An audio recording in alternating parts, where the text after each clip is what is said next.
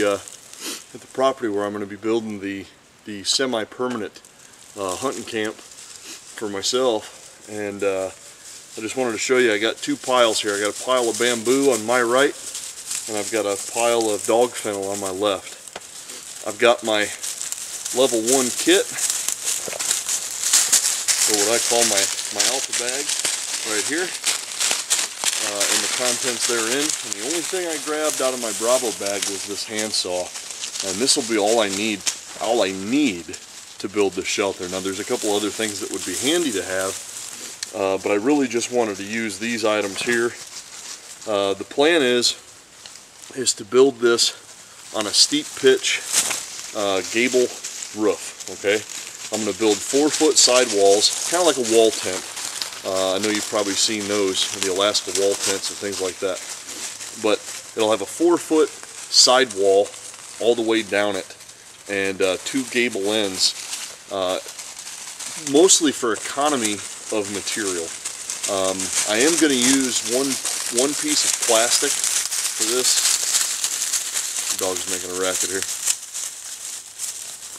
I am going to use one piece of plastic for the roof system, so I don't have to scrounge all over the place for either more dog fennel or more reed or anything like that. And I just wanted to kind of keep it as simple and as quick as possible.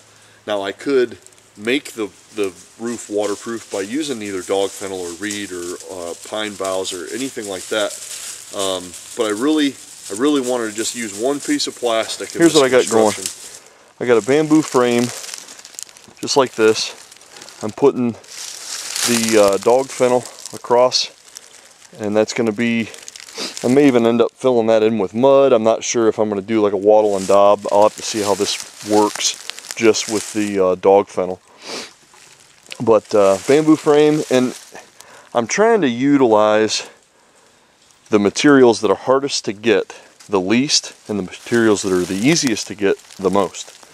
So that's why you're going to see more dog fennel than bamboo, and you're going to have the plastic roof, but I'm going to cover it in either reed or more dog fennel or evergreen boughs, whatever is easy to get and is nearby. But this is the general idea. Now what I'm going to do is lay another piece of bamboo over the top of all of these pieces and sandwich those dog fennels, those dog fennel stalks, in between the 2 pieces of bamboo. And then this wall will be ready to get stood up and be complete. Now, if you notice, those lashings aren't true lashings. They're just kind of gumboed on there, if you will, because there's no reason to lash this thing down like it's a boat, or like it's going to be a for real permanent structure. I'm trying to conserve resources, and there's only 2 to 3 wraps per. But once this is all said and done, you can get away with a chintzy lashing if you have diagonal bracing, and you can use a lot less cordage. If you put in diagonal bracing, you don't have to lash things quite as well if you've got that lateral brace. So you'll see when this is all said and done, lateral bracing on every wall, and that will allow me to use less cordage overall. Even with a couple of extra knots, I don't have to do wrap after wrap after wrap around each one of these pieces of bamboo. I wanted to show you one of the interesting features of this knife. I've highlighted it in a couple of different videos, but it comes with a strap cutter, and it stays behind the knife just like this. But what I do when I'm using cordage quite a bit is I'll just pull that strap cutter out just like it's like this right here, and it's just resting in there. But all I have to do is spool out some cordage like so, reach it under there, and it's cut. And I can do that as many times as I need to spool out line, and it is just about the handiest thing ever. I really like having that there. Those blades are replaceable, so I can burn through them in a day building and replace them at night if I want to. As soon as I'm done cutting the cordage, I tuck it right back in there. No fuss, no muss.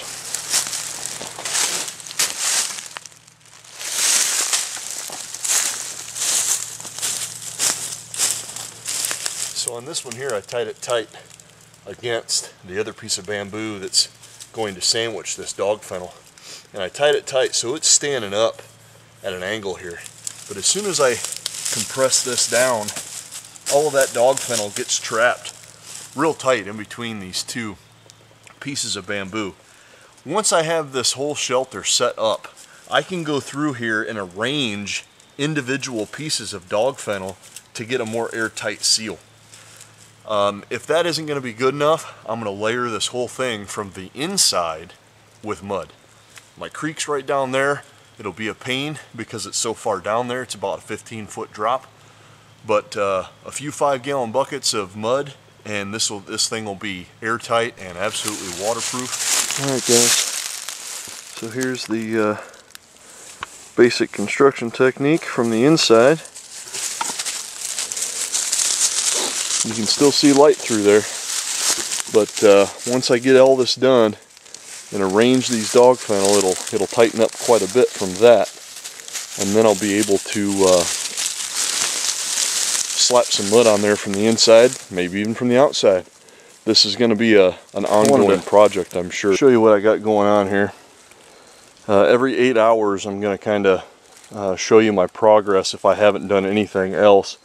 At the end of every 8 hours, I'll show you what I've gotten complete. So this is just a material stack. This is still the bamboo I've got. Most of these are 8-foot sections right here, and these are just some cutoffs I have had. These are some complete pieces of bamboo that I still have here. There is my front wall. Again, these aren't completely lashed like you think of like when you're making a raft or a boat or anything that you want to last forever.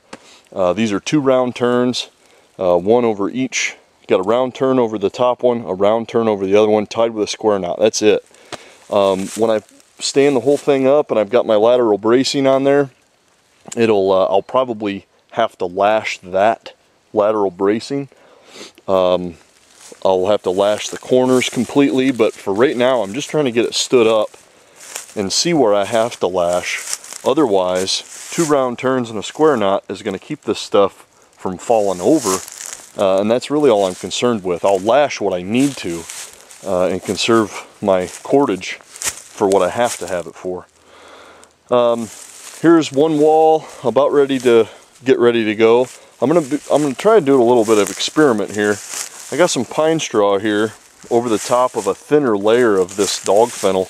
That one was the first one I did, and I did that one completely dog fennel, but it is a bear to cut. So I'm thinking with the pine grove that's right around the corner from me, not even 50 yards, 100 yards from my little camp, it might be better just to grab this pine straw, spread it over the top very thinly, or start with the dog fennel and spread it thin, put the pine straw inside the wall, and then sandwich it in between another layer of dog fennel. Or I've got those reeds there that I'm going to try using as well. And then once I've got everything complete, and it would be like this one, only with some pine straw sandwiched between it, then I'm going to go down there into that creek right there, gather up some mud, and bring it up here and just slather it all over the top of this whole works here. So kind of like a daub and wattle, or wattle and daub, however they word that, but very similar to that. So this is going to have a hip roof. I'm doing one gable in the front. It's going to go halfway toward the back, so I will have one small, 4 feet worth of 8-foot ceiling. Then it'll slope down at a 45-degree angle from 8 feet down to 4 feet in a 4-foot stretch. So here's the stove I made earlier today over at my house, and that's included in my 8 hours, guys. So that took me about 20 minutes to just do that one cut and those 2 45s there. The rest of it was already, cut the length and all of that. So I've got about 15-20 minutes in that guy, and a good 6.5 to, well, you know, the remainder of that time is left gathering up material.